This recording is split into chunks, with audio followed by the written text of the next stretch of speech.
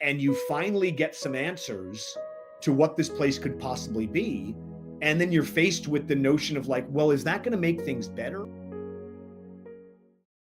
A finales del siglo XX, la televisión estaba cambiando para siempre. Durante décadas, las series habían funcionado bajo una fórmula relativamente sencilla. Cada episodio contaba una historia con principio, desarrollo y final. El espectador podía perderse varios capítulos y seguir entendiendo perfectamente lo que ocurría. Sin embargo, a medida que avanzaban los años 90 y comenzaba el nuevo milenio, la industria empezó a experimentar con algo mucho más ambicioso: narrativas serializadas. Historias largas construidas alrededor de misterios que podían extenderse durante años.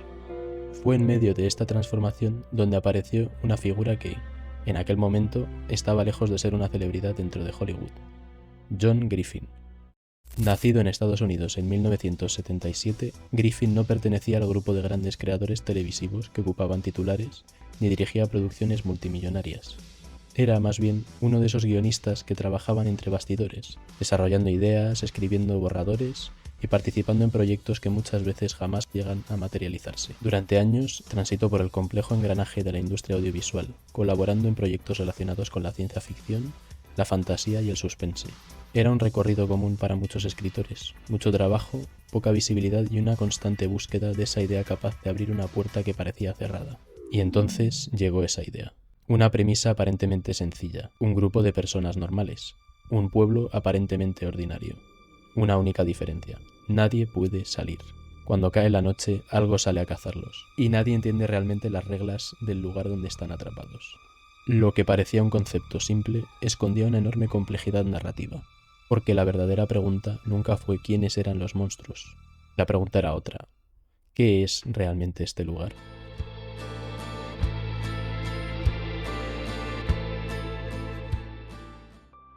Mientras el proyecto avanzaba, comenzaron a incorporarse figuras clave que terminarían definiendo gran parte de su identidad. Dos nombres destacaban especialmente: Jack Bender y Jeff Pinkner.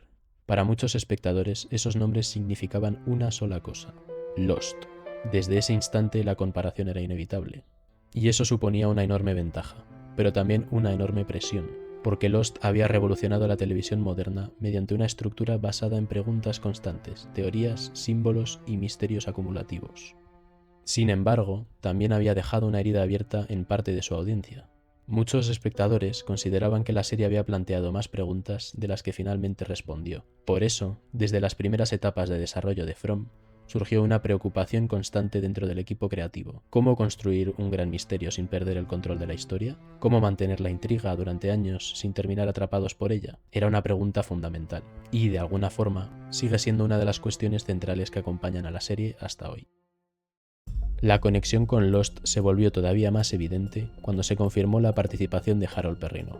Para millones de espectadores, Perrineau era inseparable de Michael Dawson, uno de los personajes más recordados de aquella serie. Años después de interpretar a un hombre atrapado en una isla llena de misterios imposibles de comprender, el actor volvía a protagonizar otra historia centrada en el encierro, la supervivencia y lo desconocido.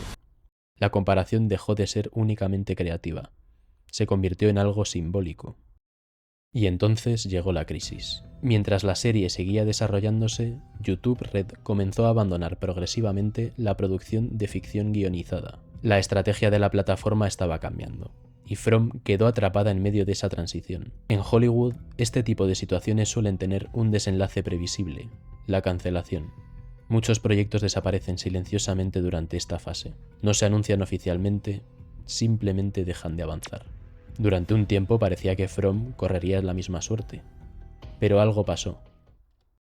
En 2021, la Metro-Goldwyn-Mayer decidió rescatar el proyecto y darle una nueva oportunidad.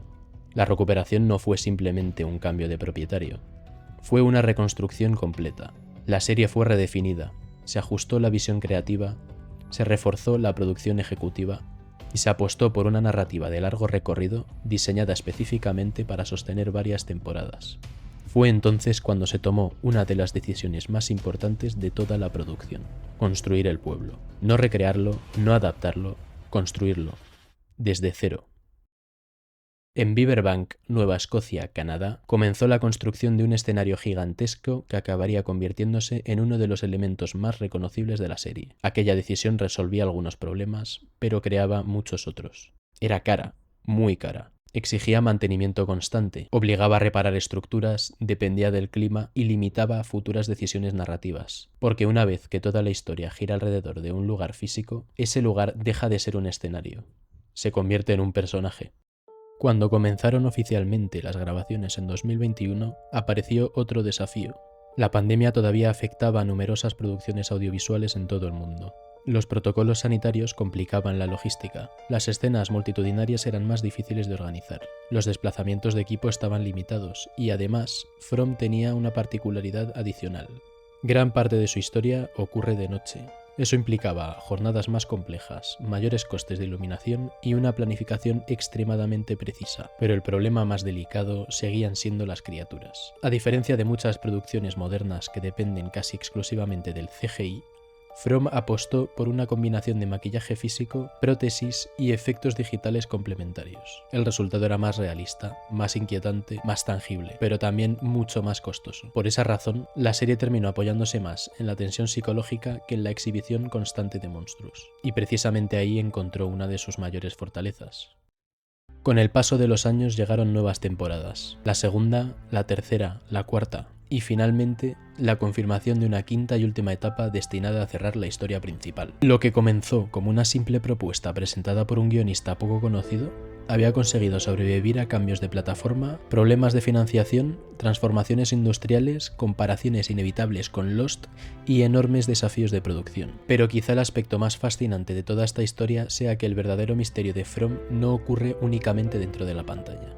Porque la serie siempre ha vivido atrapada entre dos fuerzas opuestas, la necesidad de planificar un destino final y la tentación de seguir expandiendo el misterio. Una lucha constante entre el orden y el caos creativo, entre las respuestas y las preguntas, entre revelar la verdad o seguir manteniendo encendida la oscuridad que hizo que millones de espectadores quisieran descubrir qué se esconde realmente al final del camino. Ahora, con Fátima convertida en uno de los monstruos y el pueblo al borde del colapso, los personajes afrontan la última temporada. Una última oportunidad para resolver el misterio que los ha mantenido atrapados entre preguntas sin respuesta y una verdad que por fin parece lista para salir a la luz.